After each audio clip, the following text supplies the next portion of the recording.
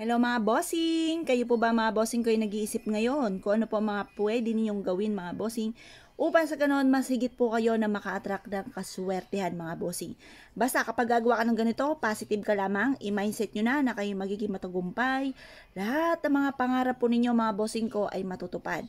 Oh, wag kang panghihinaan ng loob, baka sabihin nyo naman, nako imposible kasi wala akong ganito, wala akong ganyan. Nako mga bossing, walang imposible.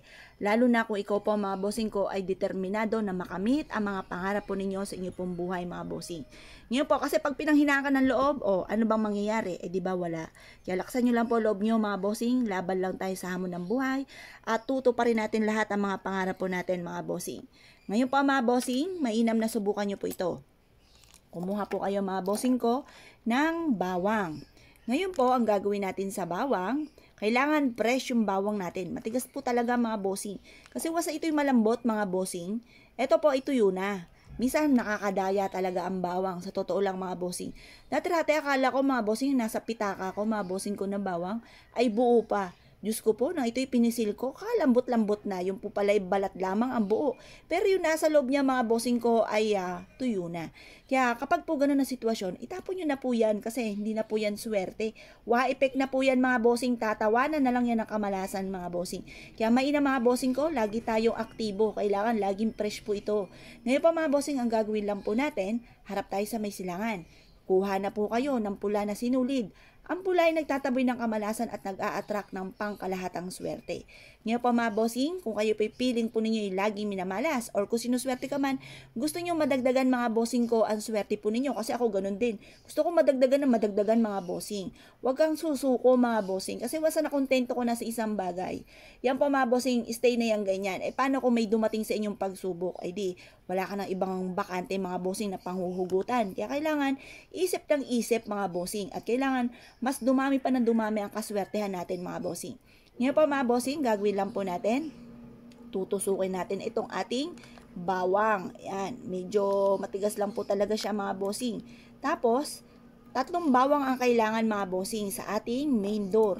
Mainam sa main door po natin. Kasi dyan tayo naglalabas-masok mga bossing Kaya kailangan meron tayong proteksyon para walang makalusot mga bossing ko ng malas. Ngayon po, habang tinutusok natin ito, magkakaroon ako ng negosyo na dito na ako yayaman. Ganun po mga bossing ang pagwiwish. Huwag po lang sana-sana mga bossing. Ayan, ganyan lang po inyo pong gagawin. Lahat ng mga pangarap ko ay matutupad. Siksik liglig at aapaw at maraming blessing ang darating. Yan, ganun po mga bossing ko ang pagwiwish. Kailanman ay hindi na ako mamalasin at puro swerte ang welcome lang sa buhay namin. Ganyan po mga bossing. Pagtapos na po kayo mga bossing ko na ito po ay tuhugin, pwede nyo rin gawing 5 mga bossing or 7. Depende sa dami ng bawang po ninyo. Ngayon pa mga bossing, isabit nyo po ito sa inyo pong main door. Pero syempre, ibibilad muna natin to sa sinag ng araw hanggang alas 8 ng umaga. Gagawin po natin ito na 6:30 or kaya alas 7 matatapos ang pagbibilad hanggang alas 8 lamang ng umaga mga bossing. Tapos, i-mindset nyo na, simula ngayong araw na ito, ako ay magiging matagumpay na. Maraming pera ang darating sa akin. Lahat ng mga pangarap ko ay matutupad. Malalayo kami sa anumang kapahamakan. Malalayo kami sa mga toxic sa buhay namin. Malalayo kami ng aking buong pamilya. Iwi-wish ko po sana kayo. Kaya lang, ito pa mga bossing ko ay lahat ng miyembro ng pamilya, kung sino nakatira sa inyong tahanan.